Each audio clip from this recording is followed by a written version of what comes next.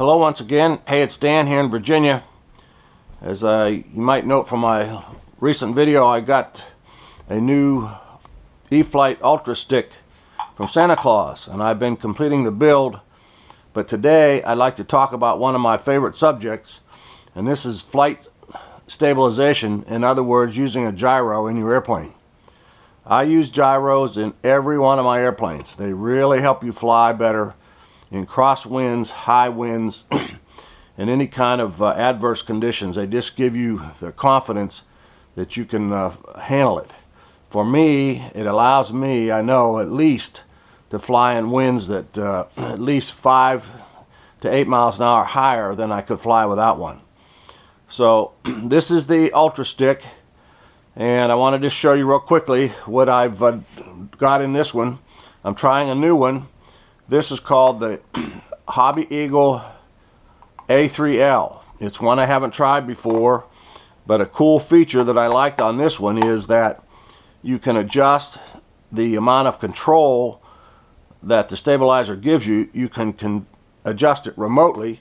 You can adjust it by, on my case, this simple knob right here on my radio. You set it up on the knob, and you can just turn it up and down from the radio. Otherwise, if you look inside here, here's the Hobby Eagle installed, and you'll see these little screws down here. These are the gain control screws. Gain is simply another word for sensitivity. On some other models of gyros from hobbyparts.com and from Hobby King, they will have 3 little knobs. They have one knob for the elevator, one for the ailerons, and one for the rudder. And you can individually adjust the sensitivity. On this Hobby Eagle, you can only has one master gain knob.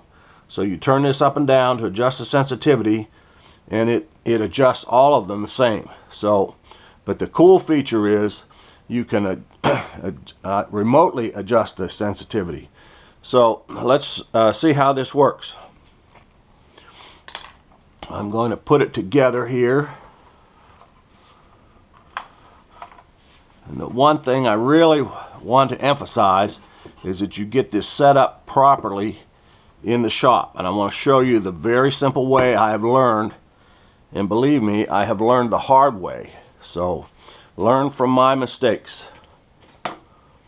If you don't have the adjustment set up properly, the gyro, when you get to the field, it will actually fight against you. And I did this, I think I've mentioned it before on some earlier videos on my Cub. And I'm telling you, it will lead to catastrophic results. I know it did on my Cub. And the Cub was no fun to fly until one day it's like the light come on in my head. I actually checked it. So now I'm going to show you how I do it every time before I fly. These little holes here don't always want to line up.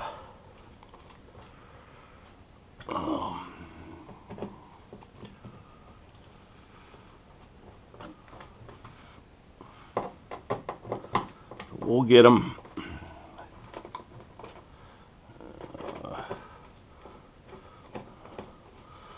The old trick, never tighten them all down until you make sure they're all in. And then go back and snub them up. That's what my father taught me. Okay, the wing's on. Now, let's get her going. Please note, there's no propeller on this airplane. I've made that mistake too, and had some of my airplanes, I've had propellers come off and zoom out that way, like a boomerang. Fortunately, it did not hurt anything, or it did not hurt me. But always remove your propeller before you work on the airplane. Okay, let's get the bananas hooked up.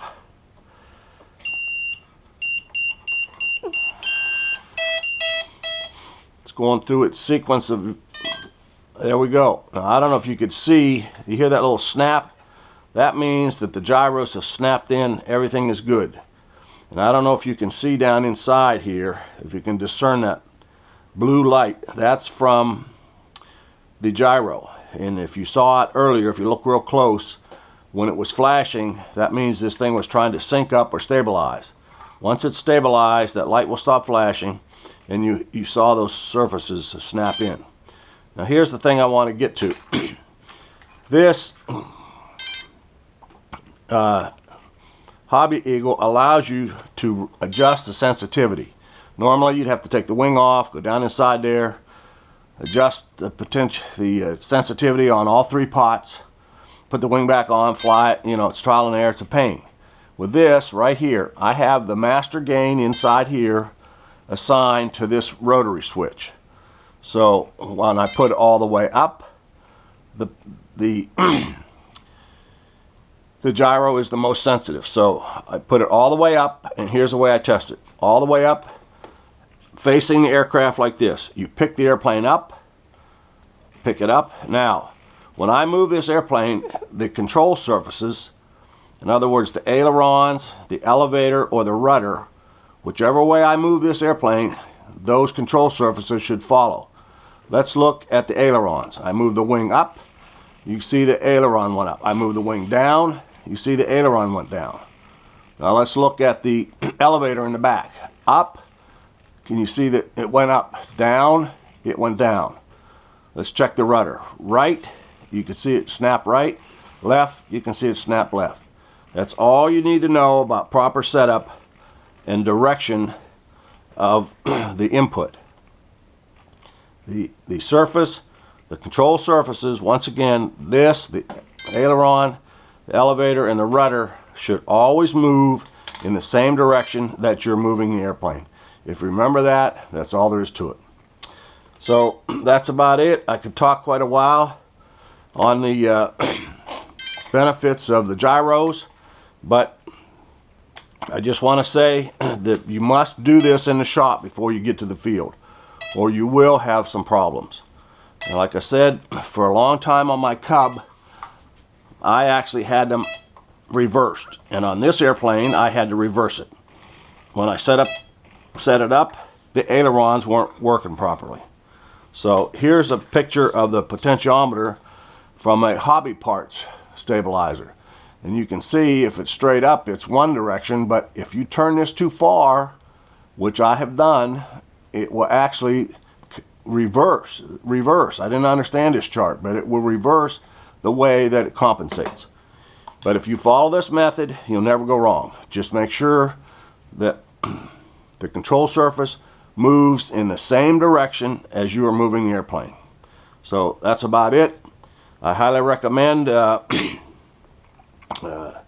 if a gyro of any type, these particular gyros, this one's about I don't know, 25, 30 bucks. You can get one from hobbyparts.com.